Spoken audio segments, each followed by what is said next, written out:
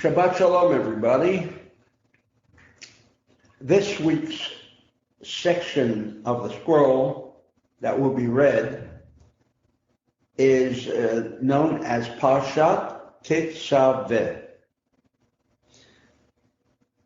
And in fact, it's rather strange, without getting into the technical language of this universal language known as the Hebrew language, in as much as it says, V'ata Tetzaveh, and you.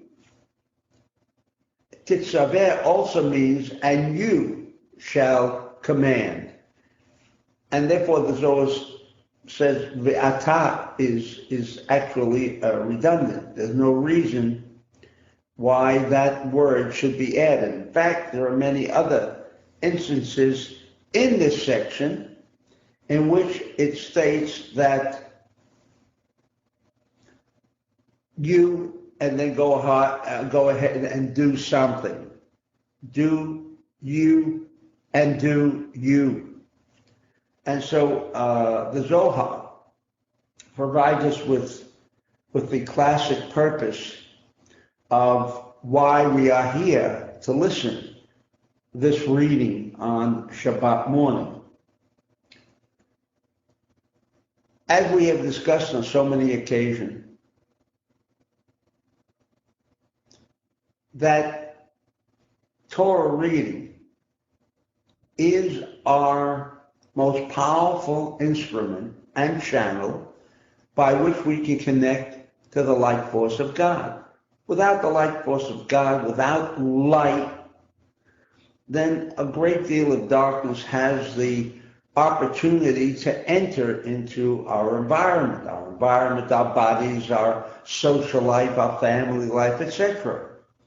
And so every function from a Kabbalistic perspective that takes place in what I call not the synagogue, but the war room, which is more appropriate as a definition, that we understand that when we have come here this morning to listen to, again, something that we had discussed last week, the creation of the clothing, ornaments that the high priest in the temple or tabernacle would be wearing. Now, frankly, for you, and including myself, I couldn't care less how to create the clothing for the high priest, no less than what we discussed last week, insofar as the building, the creation of the tabernacle, something which already doesn't exist, never will exist. And there we come to listen to something that actually has not, on the surface, any pertinent value to my daily life. And the answer is, again, that the reading of scroll, Torah, Shabbat in the morning, in a war room, is to provide us with the opportunity to connect with the light force. And this week, in fact, it's very powerful. Why is it so powerful? What does the clothing have to do with being powerful? Well, to begin with, the first idea that I'd like to share with you is how many verses do we have again in this week's reading? The answer is 101. 101 for the Kabbalists, and hopefully for all of you who have been attending these war room events, that 101 is the angel Michael. Sharing concept. And so the moment that we attribute the overall interpretation, definition of what Tetzaveh is all about, it immediately comes to our mind that we are referring to light of mercy, or in a common modern day language, the antimatter. The antimatter. Antimatter, which is right column energy. And so therefore there are 101 verses, which is Michael, which is a code to inform us, what do I expect from this morning's reading? And therefore, our connection will be through whatever is going to be read, the idea of antimatter. Another strange feature of this week's Parsha is that the name of Moses is completely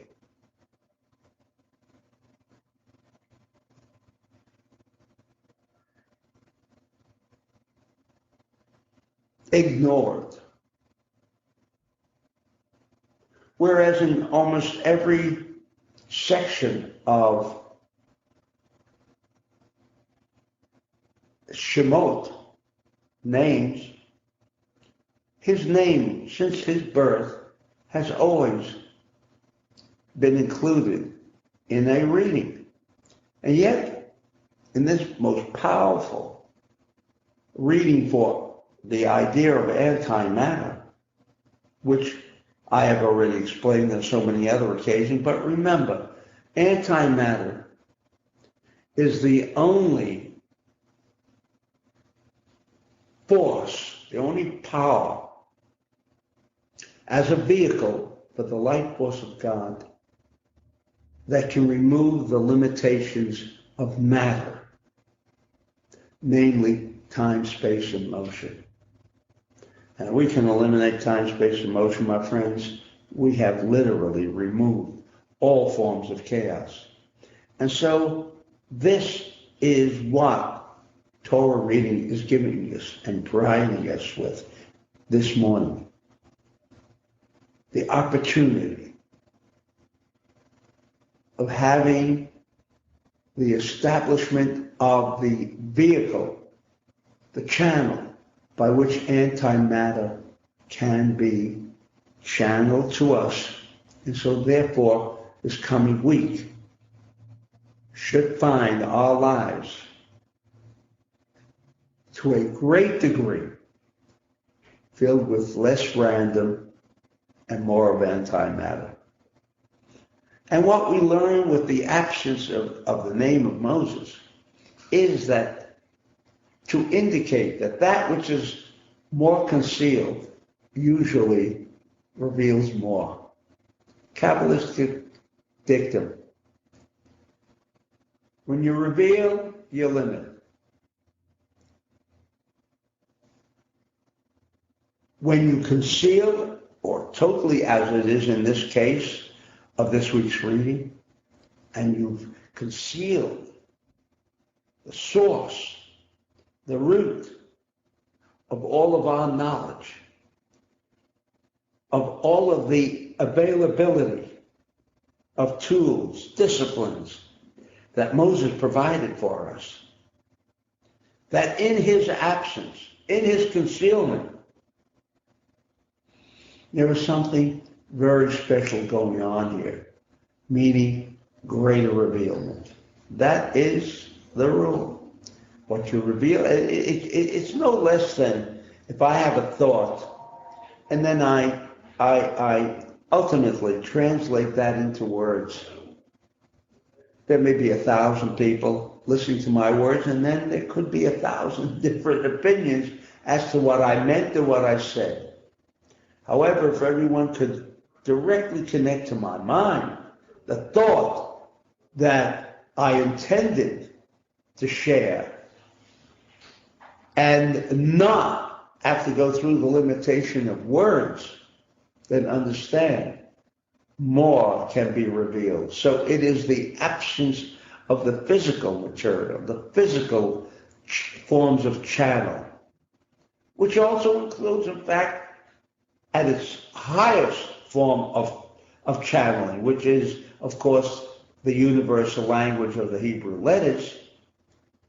Even there, what is not revealed, what is concealed, will provide us with a higher, much higher level of revealment, providing us with this most vital aspect of life, of the tree of life.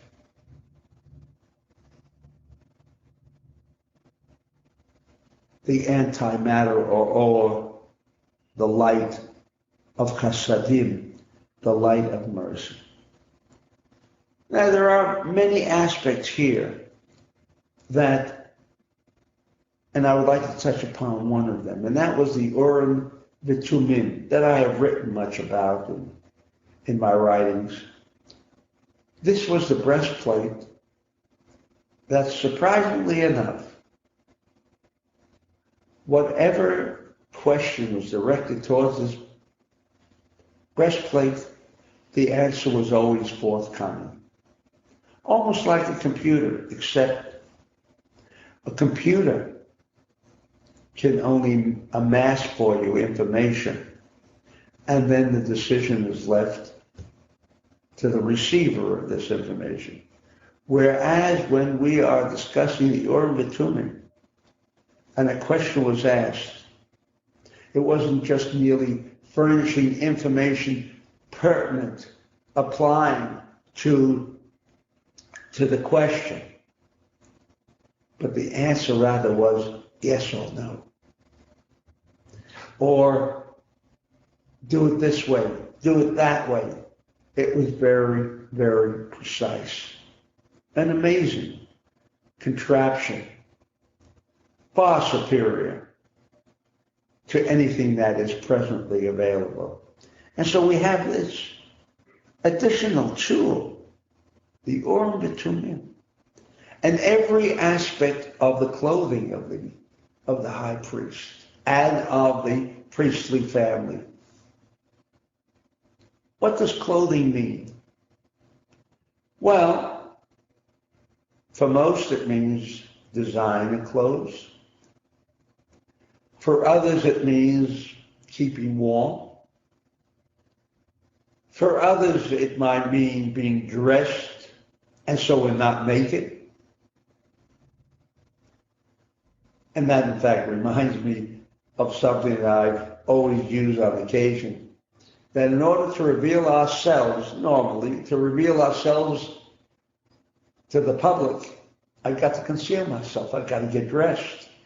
In a raw, naked state is not the way you become revealed. That's for the privacy of your own home. So here you see that paradox on a very literal level.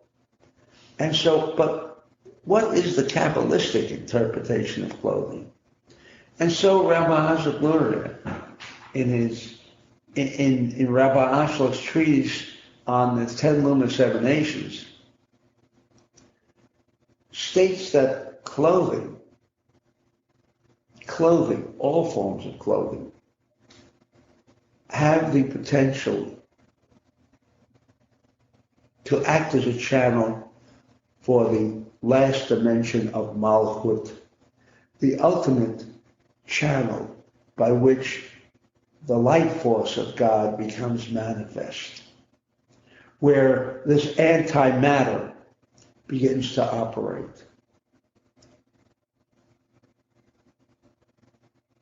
It is not a question of clothing, but rather this is clothing around the body. And as Rabbi Asher said, clothing becomes an integral part of the entire system. You have bone, you have the meat aspect, you have the veins and arteries, you have the skin. All of these aspects are not merely placed to act in whatever position they are for a functional purpose. They contain particular energies. And so therefore, when we learn about the bone structure, and which is not what I'd like to discuss here at the present, but just to give you an idea how the Kabbalists observed and reviewed every aspect that exists on the physical level, because everything is about energy. Everything that we feel, touch, see is our opportunity to become acquainted with the things around us. It is the lack and ignorance of our environment that has created so much chaos, because we don't know the intrinsic structure, like the bone. Bone is chachma. Bone is chachma. The bone structure, the 248 joints that exist in the human body, they all represent something. The bone is the highest level, and therefore it produces the immune system. Then comes the veins and arteries. They represent the binas, sphere of consciousness. And then you have the meat of the human being, which represents Zerampin, and then ultimately, insofar as the body is concerned, you have clothing after the finale of this body. How each aspect of our environment, of our very existence, the human body, each one contains, and that's what keeps it moving, that's what keeps it functioning, is related to an aspect of a level of particular spherotic consciousness. And so in this parsha, everything is directed to enhancing the malchut, this physical reality, enjoying as the ve'ata, says the Zohar, bringing, and this is the ultimate of what we hope to achieve today, this morning, and that is to bring and join and permit the infusion of the tree of life consciousness, the flawless universe, becoming merged with every aspect of the physical reality, so that the physical reality now is bonded, because of this reading this morning, is bonded with that flawless universe, and how much we need these opportunities to remove chaos from our lives. Shabbat shalom to all of you.